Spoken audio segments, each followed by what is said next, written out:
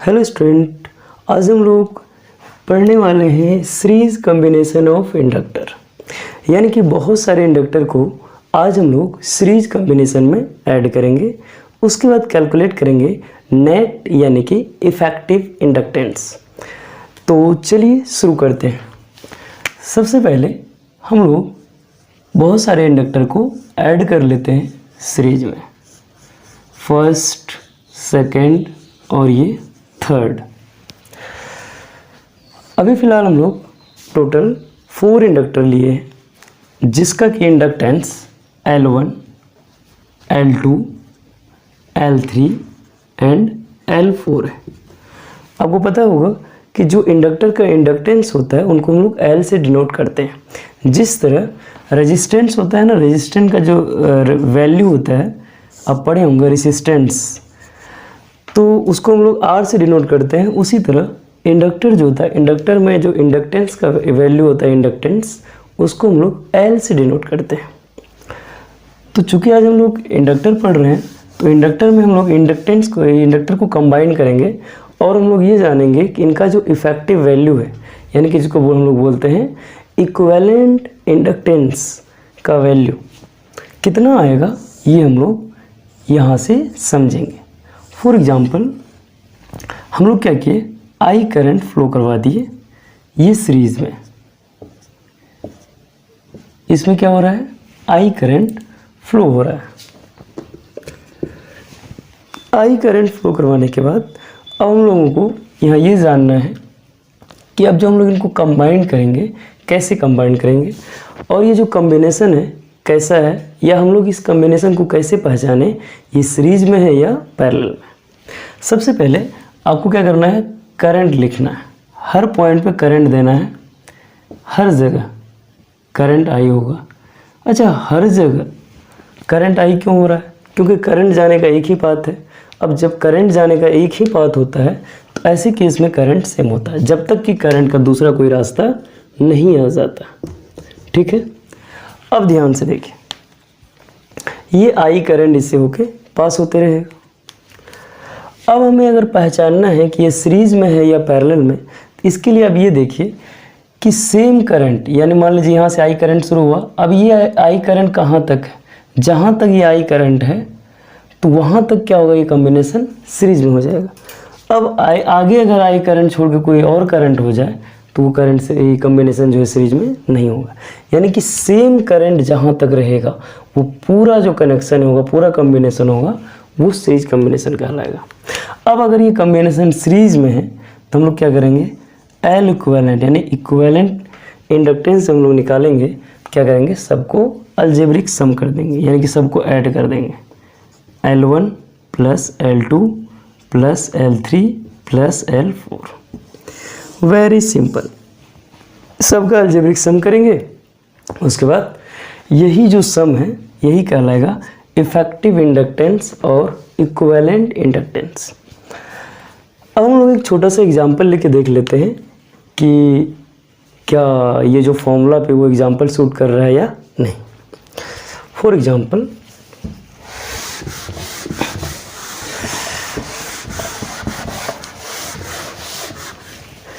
सबसे पहले हम लोग 2 इंडक्टर को साथ में लेते हैं। ये L1 का वैल्यू है 60H। H means Henry. Last class में हम लोग पढ़े थे कि जो इंडक्टेंस होता है इसका वैल्यू क्या होता है, हेनरी। जिस तरह रेजिस्टेंस का जब हम लोग लिखते हैं यूनिट, क्या लिखते हैं, ओम लिखते हैं, उसी तरह इंडक्टर में जो है इंडक्टेंस का जो यूनिट होता है वो क्या होता है, हेनरी होता है। अब L1 इजकल टू 60 हेनरी यानी H, L2 इजकल टू है 40H। अब हमें जानना है कि इफ़ेक्टिव जो है इंडक्टेंस का वैल्यू कितना होगा, इफ़ेक्टिव इंडक्टेंस कितना हेनरी के इक्वल होगा। तो हम लोग यहाँ लिख दिए L इक्विवेलेंट या L effective is equal to what, क्या होगा इनका वैल्यू। तो वेरी सिंपल, हम लोग क्या जानते हैं कि सबसे पहले क्या करेंगे, करंट ड्रॉ करेंगे।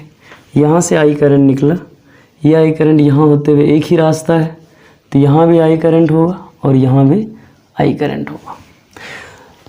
चूँकि हम लोग अभी तुरंत बात किए हैं कि जहाँ तक सेम करंट रहेगा वहाँ तक हम लोग क्या बोलेंगे, सीरीज कम्बिनेशन में मानेंगे इनको। यानी कि ये पूरा कम्बिनेशन कैसा है, सीरीज कम्बिनेशन। अगर सीरीज है तो हम लोग सीधा क्या लिखेंगे, L equivalent is equal to L1 plus L2। तो L इक्वेलेंट का वैल्यू कितना हो जाएगा, L इक्वेलेंट का वैल्यू कितना होगा, ये 60, L1 का वैल्यू कितना है 60H, प्लस जो L2 है अपना, L2 का वैल्यू कितना है 40H।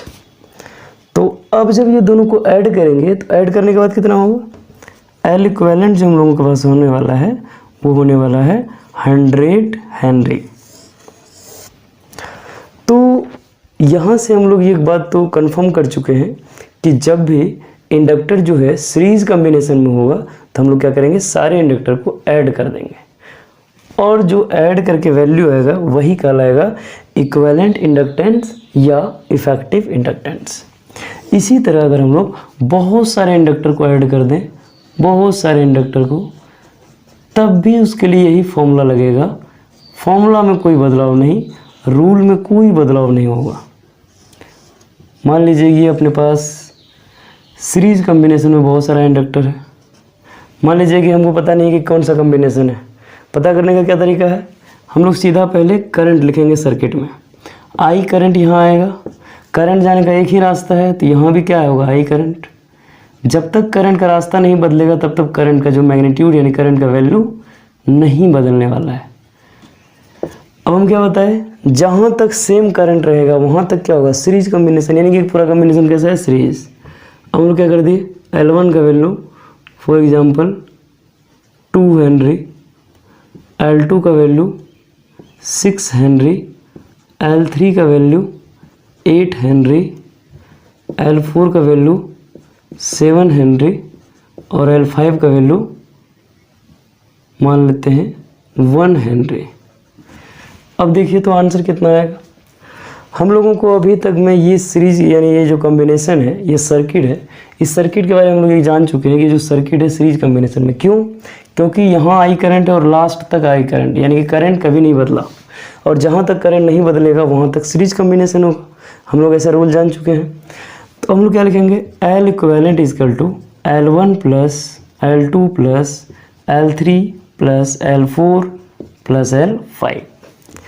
L equivalent is equal to L1 का वैल्यू कितना है 2 हेनरी, L2 का वैल्यू अपने पास कितना है 6 हेनरी, L3 का वैल्यू है 8 हेनरी, L4 का वैल्यू कितना है 7 हेनरी और L5 1 हेनरी। तो सारा वैल्यू क्या करेंगे, हम लोग यहाँ बैठा देंगे। जब सारा वैल्यू यहाँ रख देंगे तो सबको ऐड करेंगे। ऐड करने के बाद जो वैल्यू आएगा वही कहलाएगा इक्विवेलेंट इंडक्टेंस और इफेक्टिव इंडक्टेंस। तो सबको लिखिए, L1 का वैल्यू हो गया, L2 का वैल्यू कितना होगा 6 हेनरी, L3 का वैल्यू कितना हो गया 8 हेनरी, L4 का वैल्यू कितना हो गया 7 हेनरी, L5 का वैल्यू कितना हो गया 1 हेनरी।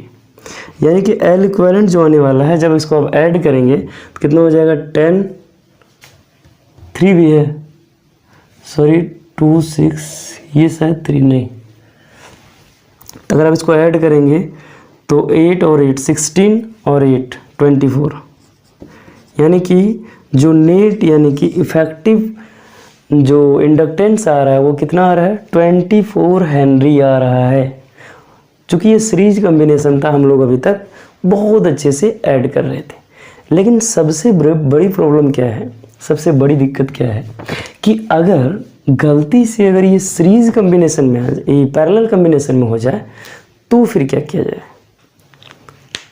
सीरीज के लिए तो हम लोग समझ चुके हैं कि अलजेब्रिक सम करेंगे, सारे इंडक्टर को जोड़ देंगे यानी ऐड कर देंगे। लेकिन अगर यही कनेक्शन पैरेलल में दे दे इंडक्टर का तब क्या करेंगे, तो इनमें तो बहुत ज़्यादा लफड़ा हो जाएगा। अगर ये हम लोग लगाएंगे, ये तो सीरीज के लिए है, तो पैरेलल के लिए वही करेंगे जो हम लोग कहाँ करते थे, रेजिस्टेंस में करते थे, रेजिस्टेंस में करते थे।